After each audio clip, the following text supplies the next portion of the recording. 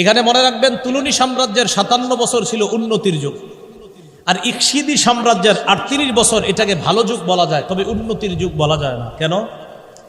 এই 38 বছর ইকশিদিরা ফিলিস্তিনকে যথেষ্ট গুরুত্ব দিত, এমনকি কোনো নেতা মারা গেলে বাইতুল মুকাদ্দাসে আইনা তার জানাজা দেওয়া হতো, এত গুরুত্ব দিত। তবে দুইটা কাজে তাদের দুর্বলতা আসছে। এক, সামরিক ব্যবস্থায় দুর্বলতা আসছে। দুই, দাওয়াতি কাজে দুর্বলতা আসছে। মনে রাখবেন, মুসলমান যদি দাওয়াতি কাজে দুর্বলতা করে তো মুসলমানদেরও বিভিন্ন সেক্টরে বিভিন্ন ক্ষেত্রে পতন অনিবার্য। দাওয়াতি কাজ এটা গুরুত্ব দিতে হবে যথেষ্ট। তখন আপনার ফিলিস্তিনের মধ্যে শিক্ষা দীক্ষার অভাবে একটা ঝামেলা হয়ে গেল। সেই ঝামেলা ফিলিস্তিনের ভাগ্যে একটা ভয়ঙ্কর জিনিস নিয়ে আসলো। সেটা কি বলেন? 359 হিজরিতে ফিলিস্তিন শিয়াদের হাতে চলে গেল।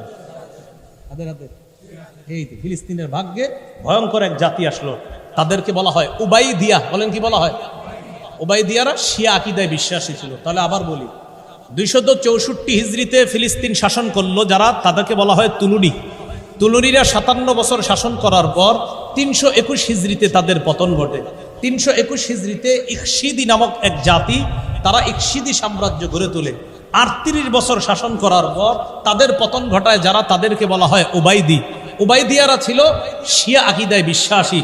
তারা 359 থেকে নিয়ে 463 হিজরি, প্রায় 104 বছর ফিলিস্তিন শাসন করে। কারা? শিয়ারা। এখানে একটু মনে রাখেন, 359 হিজরিতে শিয়ারা মিশরও দখল করে, অন্য দিক দিয়ে ফিলিস্তিনও দখল করে 359। এখন একটু মনে রাখবেন, ওবাইদি বা শিয়া যারা, তাদের গ্রুপ দুইটা, একটা হলো মুস্তালিয়া আর একটা হলো নিজারিয়া।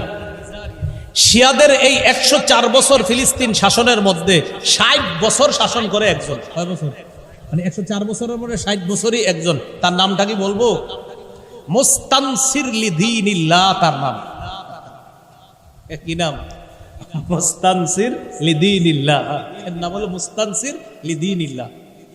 তার শাসন আমলে মনে রাখেন, 432 হিজরিতে উত্তর আফগানিস্তান এবং পূর্ব ইরাকে নতুন একটা দলের উত্থান ঘটে।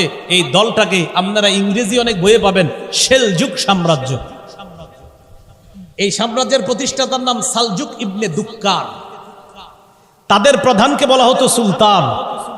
তাদের এক সুলতানের নাম আলপ আরসালান।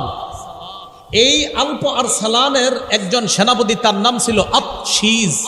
এই আতশিজ 463